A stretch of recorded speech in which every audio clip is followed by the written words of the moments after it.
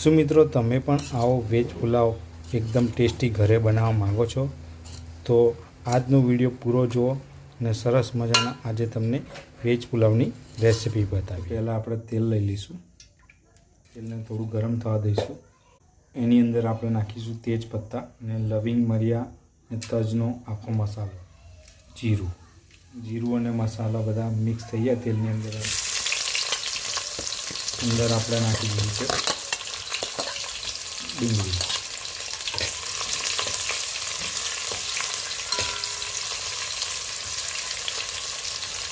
ડુંગળીને થોડી બ્રાઉન થવા દઈશું મસાલા જોડે। પછી નાખીશું આપણે આદુ લસણની પેસ્ટ। વિડીયો લેવાનું તો બાકી નહીં તો ચાલુ કરી દઈશું। આદુ લસણની પેસ્ટ પણ એડ કરી દીધી।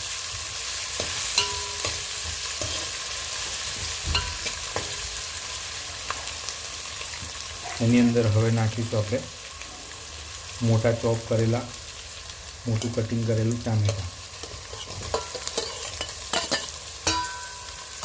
આવી ગયા।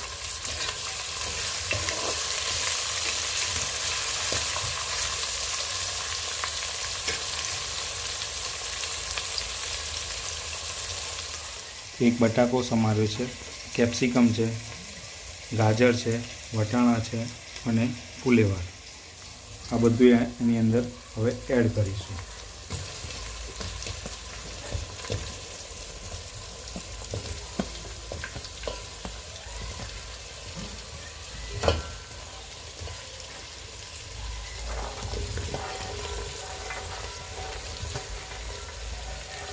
બધા આપણે વેજીટેબલ નાખી દીધા છે અને બરોબરને એને મિક્સ કરીશું।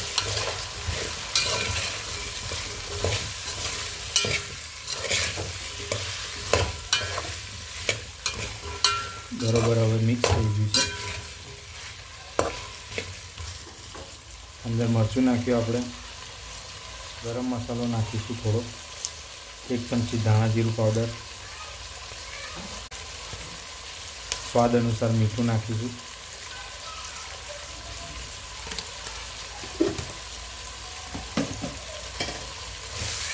બધું મિક્સ કરી દઈશું।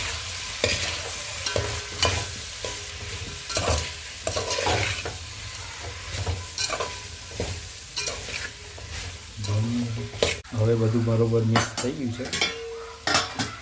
થોડી વાર માટે એને આપણે રહેવા દઈશું ઢાંકીને।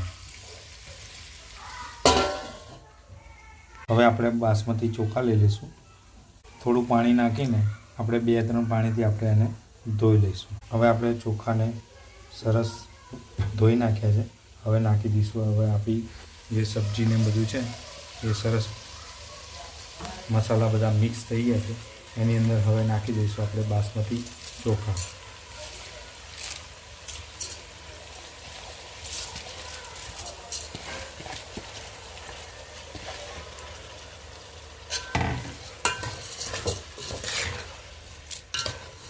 બરોબર હવે એને મિક્સ કરી લઈશું।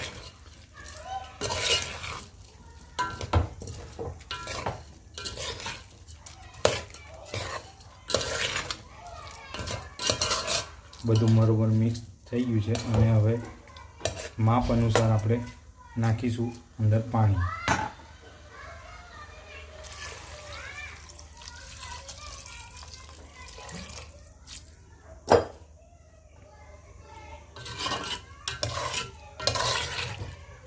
પાણી નાખી દીધું છે અને સરસ બધું પાકી જાય ત્યાં સુધી આપણે એને ઢાંકી દઈશું।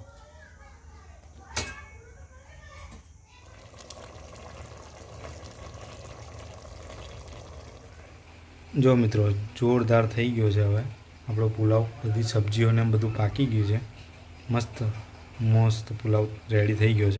હવે આપણે નાખીશું ઉપર છેલ્લે ગાર્નિશિંગ કરવા માટે ધાણા।